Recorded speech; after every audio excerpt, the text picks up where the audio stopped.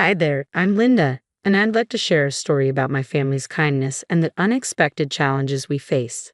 Growing up wasn't always easy for me, but I always believed in lending a helping hand.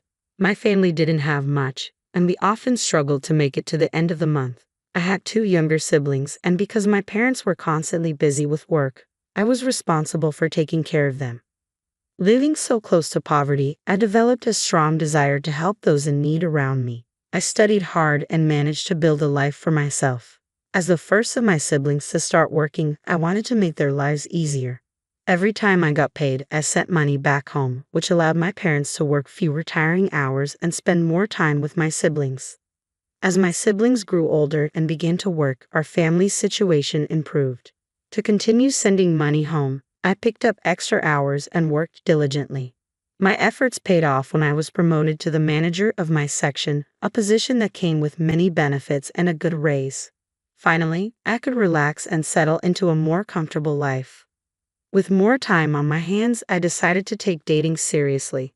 Although I'd been on a few dates and had my first kiss, I'd never had a serious relationship because I was always too busy. I signed up on some dating apps and eventually matched with a handsome man named Jake. He was a lawyer with a goofy sense of humor, exactly what I was looking for.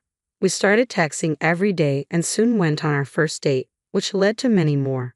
Jake turned out to be the perfect match for me. He made me laugh when I was upset and knew exactly when I needed a hug. He was also serious about his career, often sharing stories of his cases and the praise he received for his work.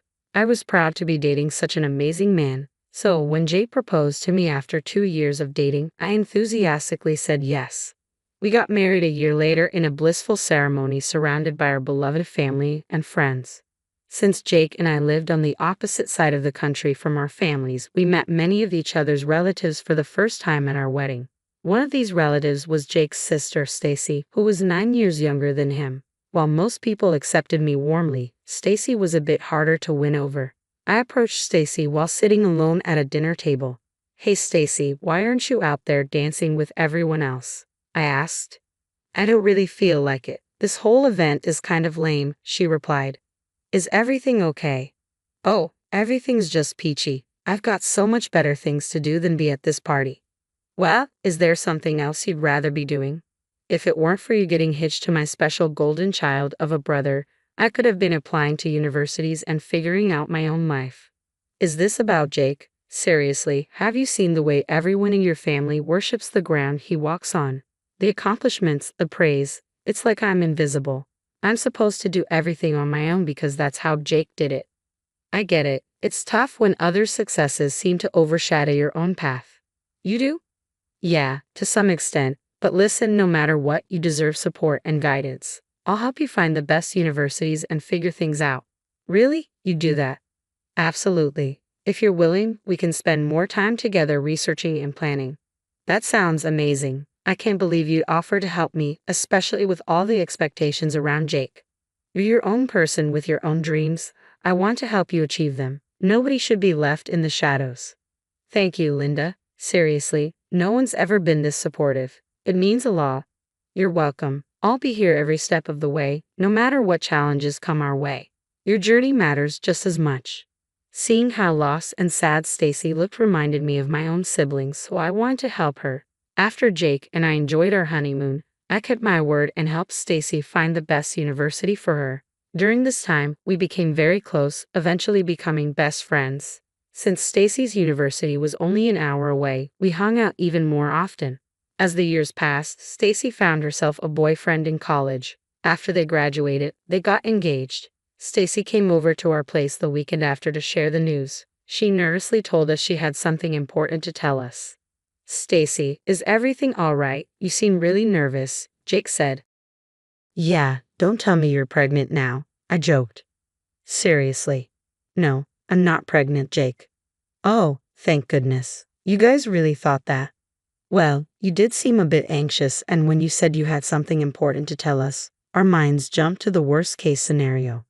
"You two always assuming the worst," Stacy laughed. "Anyway, I wanted to share some good news with you. I'm engaged to my boyfriend, and we're planning to elope."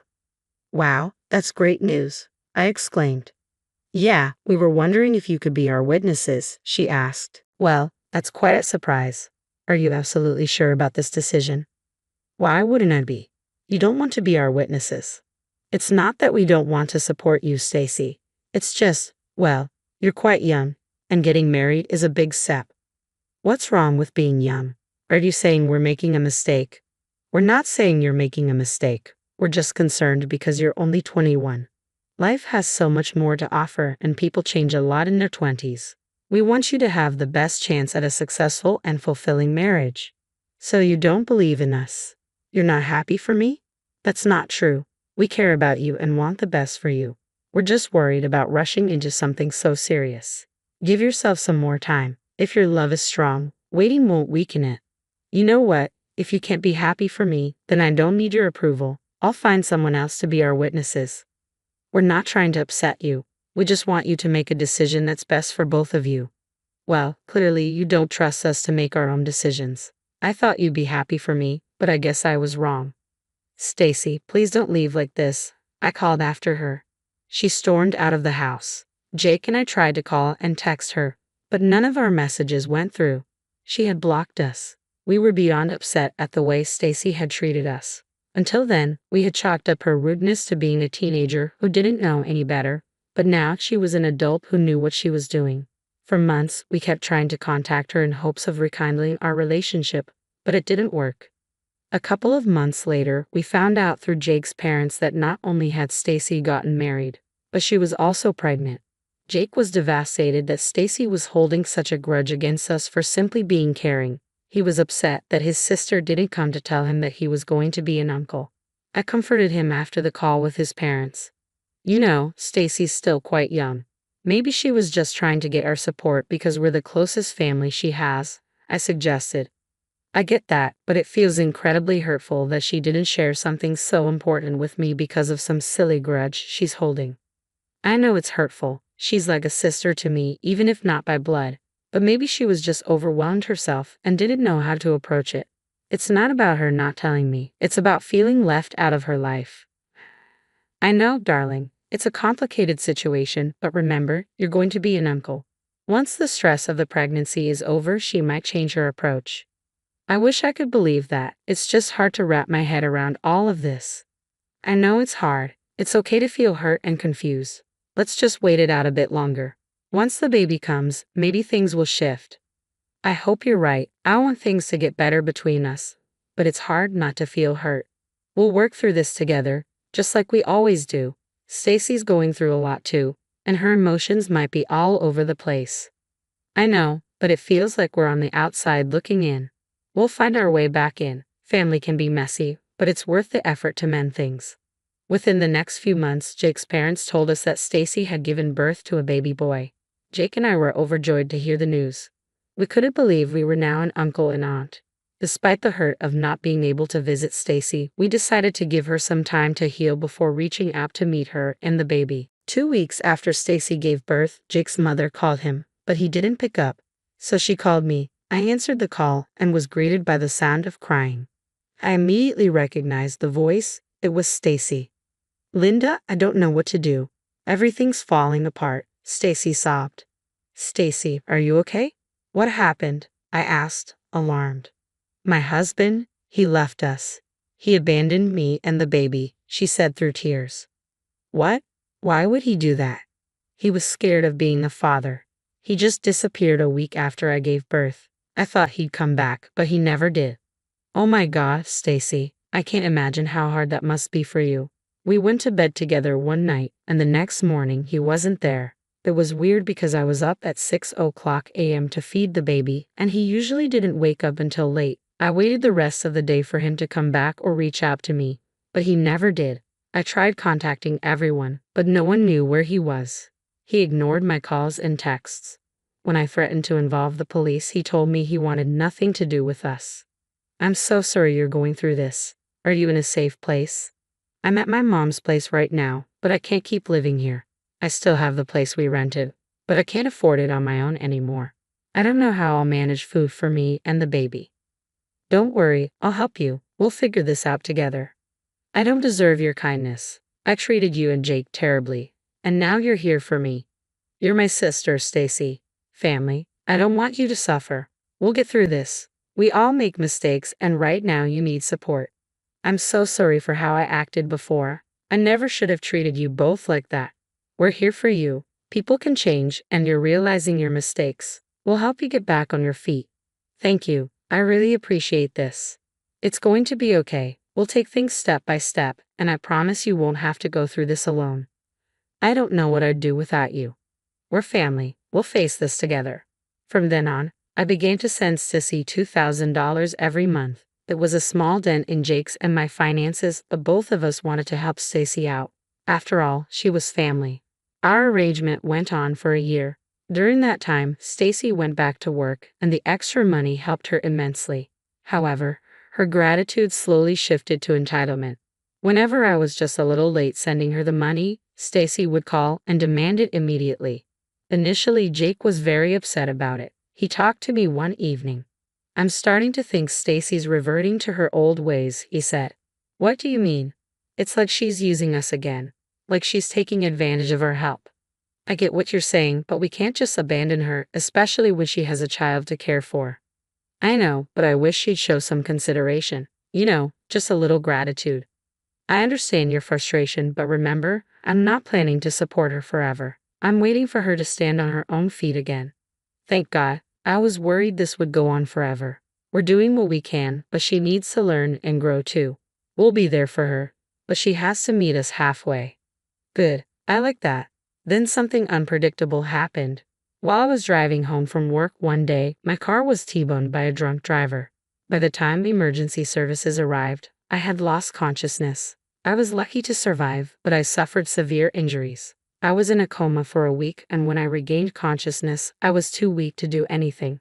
I was stuck in the hospital for a whole month before I was deemed fit to leave. I walked out with a broken collarbone and a broken leg. I was just grateful to have survived. Jake was my rock during this time. He never left my side, even when I got back home. I had to force him to sleep because he was too terrified to lose me again. I also forced him to go back to work. My company gave me time off and allowed me to work from home when I felt well enough. But since I missed a month of work, I wasn't paid my full salary and couldn't send Stacy her allowance. Stacy found out I had been discharged a week after I left the hospital and called me. "Where is my money for last month?" she demanded. "What do you mean?" I asked, taken aback. "I'm talking about the payment you were supposed to send me. I'm due that money. You know I was in a car accident, right? I was in the hospital for a whole month." "Yeah, I know. That's why I gave you another week after you got out to pay me." "Are you serious? How entitled are you? Do you even know how much I've suffered in the past month? You don't know what suffering is. I have a baby to take care of. I can't afford to wait around for you to slack off on your responsibilities." "Stacy, I've been through hell. I wouldn't have been able to send you the money even if I wanted to." "Excuses, excuses. You're just proving that you're not really family, like I always knew. Family is supposed to support each other in hard times, not demand money without understanding." Then I hung up the call. I couldn't believe the audacity that Stacy had to call and demand money. I wasn't even obligated to help her. I was only helping out of the goodness of my heart. I didn't mind any of Stacy's entitlement earlier, but to not show any concern when I had almost died was beyond enraging. A couple of minutes after I cut the call, Stacy texted me saying that she had always known I wasn't part of the family and that not sending her the money proved it. She then told me she was going to show everyone my true colors and that I would live to regret my decision. When Jake got home from work that night, I told him about Stacy's calls and texts. Jake was furious. He couldn't stand Stacy's behavior. He tried to call Stacy and shoo her out, but he quickly realized he had been blocked. I was emotionally drained from the day, so I told Jake to just let it go. A couple of days later, I was rudely awakened from an afternoon nap by a phone call from my boss. She told me that the company had received multiple tips stating that I had been financially abusing a family member and forcing them to stay at home. This was a big violation of company policy because I worked for a company that focused on family welfare. I assured my boss that I wasn't doing anything of the sort. My boss told me she needed to see proof and that until further notice, I was suspended from work. I didn't know what to think. Who could be spreading such stupid lies about me? In the middle of the crisis, my phone rang again, and this time it was Jake's mother. She yelled at me for treating Stacy poorly and neglecting her when she needed me the most. I couldn't even get a word in because as soon as she was done ranting, Jake's mother cut the call. This went on the entire day, with multiple family members either calling or texting me to inform me of how disgusted they were with me. I managed to get a hold of Stacy. She must have unblocked me. I tried to call her, but she didn't pick up, so I texted her. I asked Stacy if she had been spreading lies about me. Stacy replied that she told me she would make me regret not sending her the money. I tried to angrily text her back, but realized I had been blocked once again when my messages didn't go through. When Jake got back home, I showed him the text messages and filled him in on everything that had happened that day. I've had enough of Stacy's behavior. I'm going to make her pay for all of this, Jake said, his voice filled with determination. I know, Jake. Her lies have seriously hurt us. My job, our reputation with family, it's all at stake. There's no stopping me now. I can't let her get away with this. And I won't ask you to stop. I'm tired of her entitlement and manipulation. We've shown her nothing but kindness, and this is how she repays us. Linda, I've been thinking, what if we take legal action? A defamation case against Stacy? Absolutely. She needs to face the consequences of her actions. I'm with you on this, Jake. Let's do it. It won't be easy, but it's the right thing to do. We'll get through this together. We always do. Let's stand up for the truth and put an end to her lies once and for all. Over the next few weeks, Stacy was summoned to court for the case. She tried to text and call Jake and me, but this time we were the ones who blocked her. She tried to approach us during the trials, but we tactfully avoided her. In the end, the judge ordered Stacy to pay me $200,000 in settlements. Stacy broke down crying in the courthouse. I did feel bad, but I knew this was the only way for Stacy to learn from her mistakes. Stacy tried to spread more misinformation about Jake and me, but we sent everyone the records of the case and informed them of what had happened. Nobody sided with Stacy, and many refused to associate with her for fear of being mistreated by her too. I also sent proof of my innocence to my company, which got me back to my job. Jake and I truly felt sorry that we had set Stacy back by a lot by suing her, but it was the only way for Stacy to learn. In the end, Stacy's actions led to her own isolation and bad luck. Jake and I continued our journey together, bound by the lessons we had learned and the love that had always guided us. This incident showed us that even in the face of adversity, choosing kindness and standing up for the truth could lead to a brighter and more fulfilling future. Thank you for listening to me until the end.